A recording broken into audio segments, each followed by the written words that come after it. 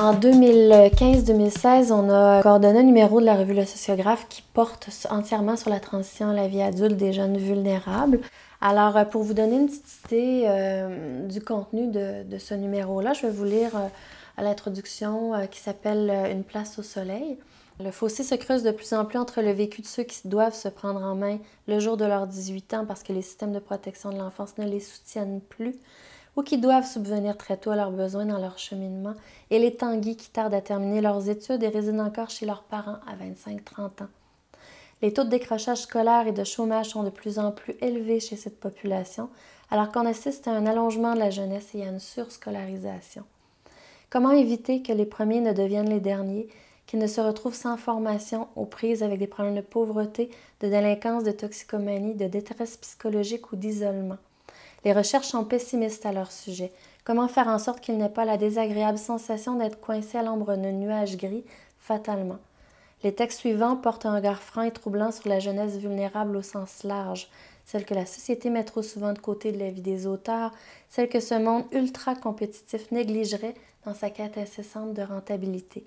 Ces jeunes souhaitent qu'on leur fasse une place au sein de notre société élitiste, mais en ont-ils une? C'est la question fondamentale que posent les auteurs. Ce numéro du Sociographe s'intitule « Devenir adulte, jeune, vulnérable en transition ».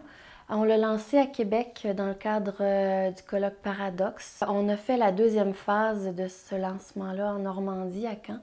Alors, je vous présente Corinne Chaput-Lebar qui a coordonné ce numéro-là du Sociographe sur la transition à la vie adulte avec moi. Corinne, peux-tu nous parler un petit peu de cette table ronde?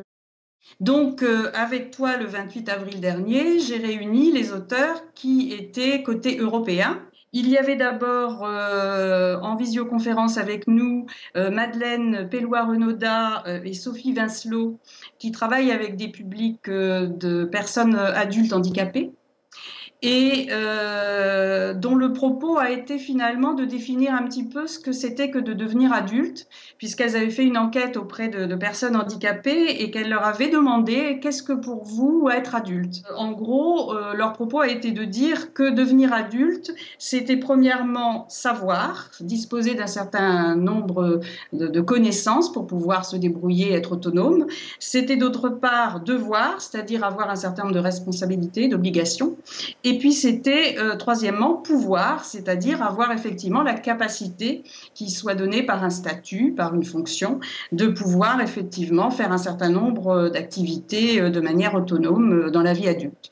Donc ce premier article qui a été présenté par Madeleine Pellois-Renaudat et sa collègue Sophie Vincelot était intéressant parce qu'il permettait de définir un petit peu ce que c'était que devenir adulte.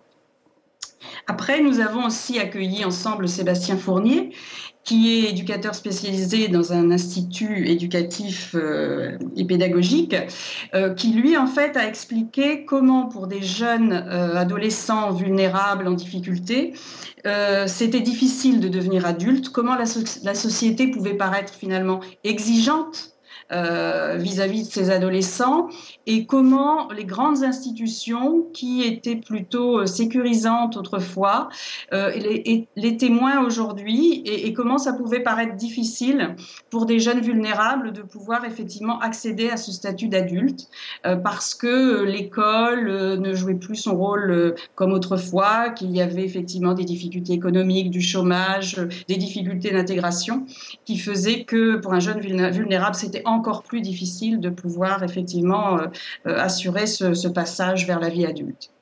Et puis, en troisième position, nous avons interrogé Caroline Reynaud, qui, elle, venait de Suisse, de la Haute École de Fribourg, et son propos était très complémentaire, puisque elle a rendu compte d'une enquête faite auprès d'assistants de service social en Suisse, à qui, finalement, on a demandé comment vous vous comportez dans votre activité professionnelle avec les jeunes. Et elle a pu montrer que finalement, il y avait deux grands profils. Le profil des travailleurs sociaux qui voyaient d'abord les jeunes adultes comme des jeunes qu'il fallait protéger, voire surprotéger. Et puis le deuxième profil, c'était celle qui voyait plutôt le jeune adulte comme un adulte qui devait donc être responsable et à qui quelquefois on en demandait trop.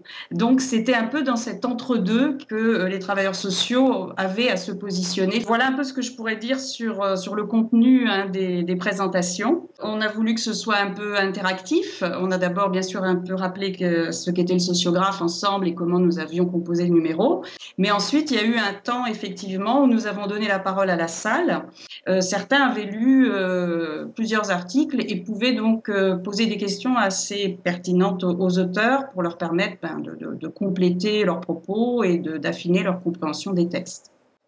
Alors, le numéro du sociographe, il y a plusieurs façons de se le procurer. On peut évidemment le commander auprès du sociographe. Donc, on peut se procurer ou le numéro entier ou éventuellement un seul article ou quelques-uns des articles si on le souhaite. On peut aussi s'abonner. Il y a des formules d'abonnement. Il y a quand même 4 numéros par an habituels, plus un numéro hors série. Donc, ça fait 5 numéros chaque année qui peuvent aborder des thématiques extrêmement variées et assez riches. Est-ce qu'il y a d'autres choses que tu penses qu'on pourrait dire sur le sociographe ou sur la table ronde en France? Ce type de manifestation, cette table ronde qu'on a organisée, permettent de continuer à tisser ces liens-là, à les conserver et à imaginer d'autres propositions de collaboration futures, même si tout de suite, là, maintenant, on n'en a pas une, mais je pense que ça viendra. Merci beaucoup. Allez, au revoir.